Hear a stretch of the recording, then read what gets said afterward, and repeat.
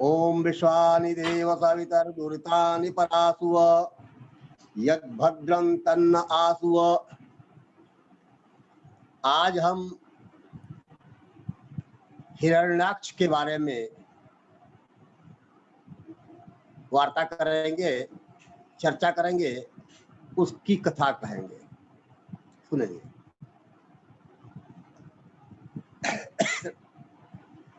हिरण्याक्ष माने सोने की तरह आंख वाला।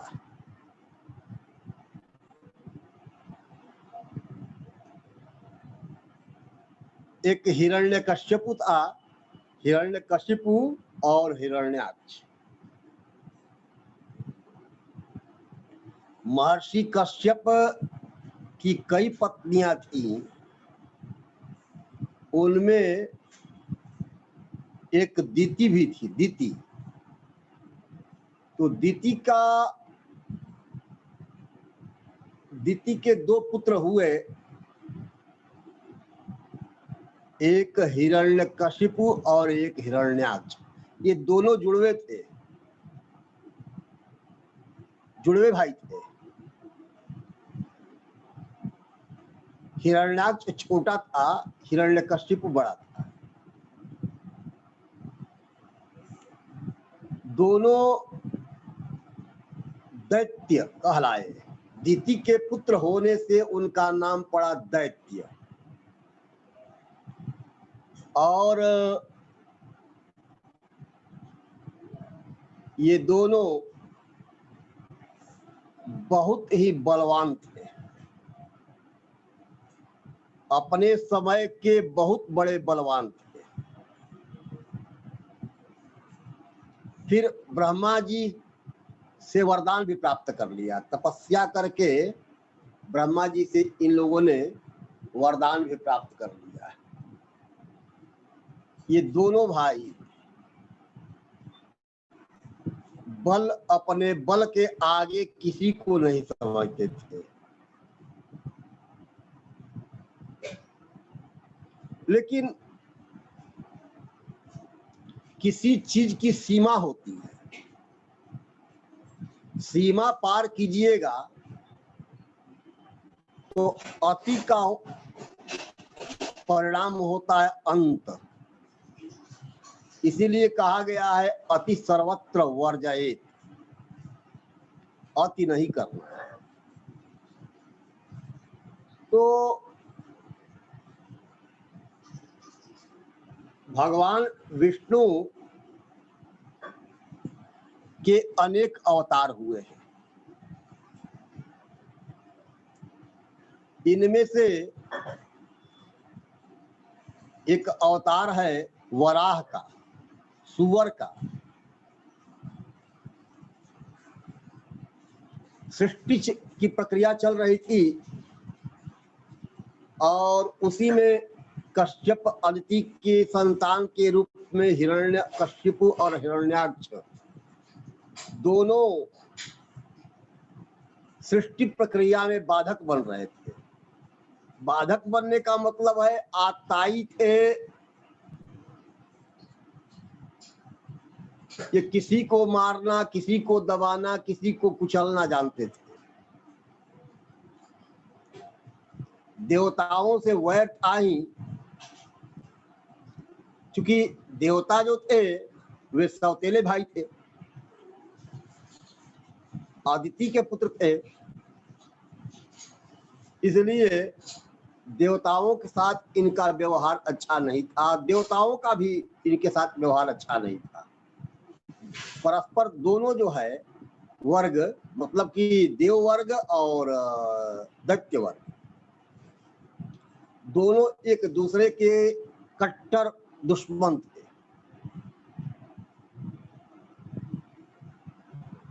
तो देवताओं का आधार जो था वह यज्ञ था, यज्ञ फल था। ब्रह्मा जी के मुख से चारों वेद निकले। ऋग्वेद पूरब मुख से, दक्षिण मुख से यजुर्वेद, साम वेद पश्चिम मुख से, अथर्ववेद उत्तर मुख से। ये चारों वेद निकले या ब्रह्मा जी के मुख से ही उच्चरित हुए वेद, और 4 वेद थे इसलिए 4 मुख मान लिया गया ब्रह्मा जी का, यह भी कह सकते हैं। और इन वेदों से उपवेद निकले, उपवेदों से फिर जो है वेदांग हुए, और इस तरह से विद्याओं का विस्तार होता गया। कहने का आधार है यह, मुख्य निष्कर्ष यह कि वेदों से ही हमारे सारे ज्ञान आगे पहले बढ़े।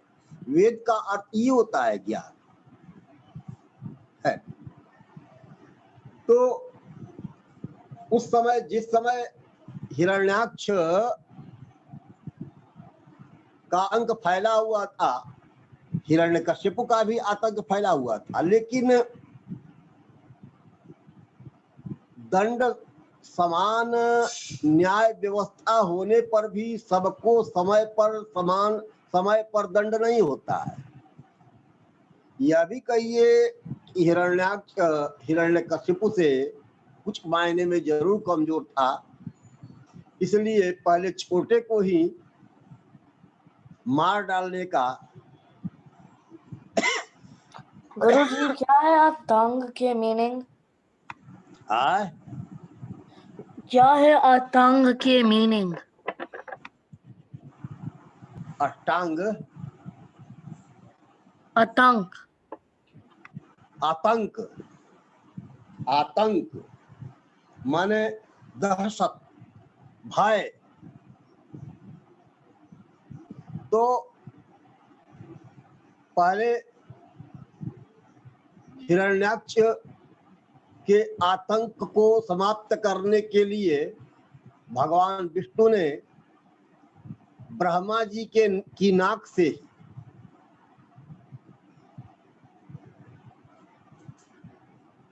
शूकर के रूप में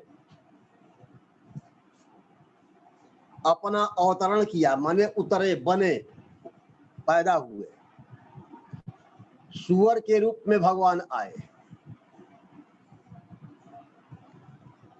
और उस समय धरती भी नहीं थी, धरती भी नीचे थी। वेदों की रक्षा करने के लिए, धरती को ऊपर लाने के लिए भगवान तुरंत ऊपर गए, नीचे गए, जल में प्रवेश कर गए, और जहां पर नीचे पाताल में धरती थी उसको अपने दांत पर उठा करके बाहर ले आ रहे थे कि तभी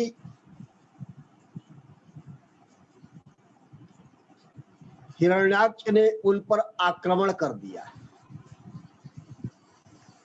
भगवान ने किसी तरह से धरती को जल के ऊपर, जल का स्तंभन करके, जल को रोक करके, और उस पर पृथ्वी को स्थापित किया। और उसके बाद से जो ही गदा का प्रहार किया हिरण्याक्ष ने, त्यों ही भगवान ने भी प्रहार किया। अब दोनों में युद्ध चला। कमजोर नहीं था हिरण्याक्ष, लेकिन विष्णु भी कमजोर नहीं थे, क्योंकि वो देवताओं के देवता थे ना। विष्णु हैं देवताओं के देवता, और जब जब समस्याएं आती हैं तब तब भगवान विष्णु जो है किसी न किसी रूप में अवतरित होते आए हैं। इसलिए भगवान के कई रूप बताए गए हैं, जिनमें 10 तो मुख्य है। 24 भागवत में 24 अवतार बतलाए गए हैं, लेकिन 10 मुख्य है। वह है, पहला जो है मछली का है, दूसरा रूप कछुए का है, तीसरा रूप यही इसी सूअर का है, चौथा रूप कच्छप मत्स्य है, ये टर्टल है का है, पांचवा रूप वामन का है, छठा रूप परशुराम का है, सातवां रूप राम का है, आठवां रूप कृष्ण का है, नौवां रूप बुद्ध का है और 10वां रूप कल्कि का है। खैर, हम तीसरे रूप की ओर चल रहे हैं, भगवान के तीसरे अवतार की ओर चल रहे हैं, वह है वराह का अवतार। तो उन्होंने युद्ध किया हिरण्यकश्यप से, नहीं, हिरण्याक्ष से भीषण युद्ध हुआ। हिरण्याक्ष जो ही गदा का प्रहार करता, भगवान ने उस पर अंत में चक्र चलाया और वह मारा गया। उसके बाद से वेदों की रक्षा हो गई, वेदों का उद्धार हो गया, वेदों की रक्षा हुई, धरती की रक्षा हुई, धरती का स्थापन हो गया, सृष्टि की प्रक्रिया अब चलने लायक हो गई थी।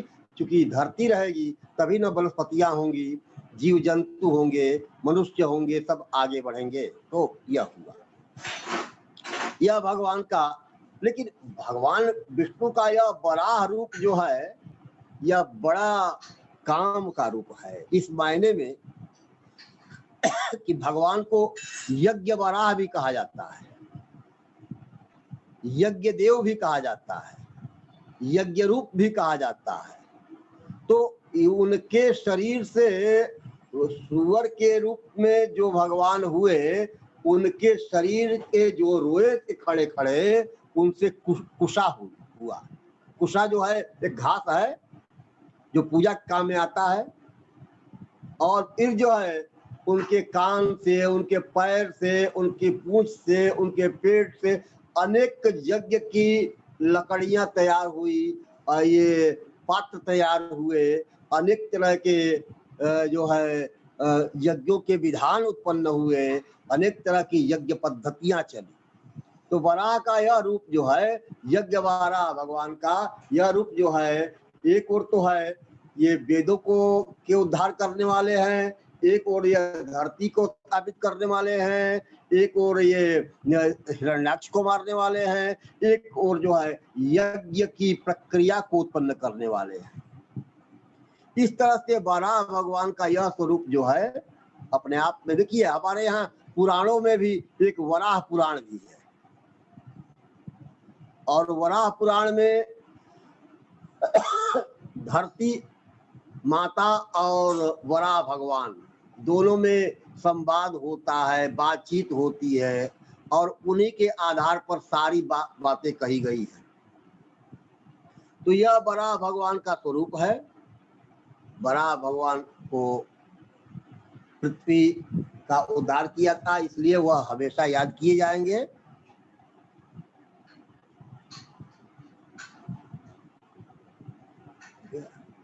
तो आज हम वीडियो एंड करना है, आज यही पर। हाँ।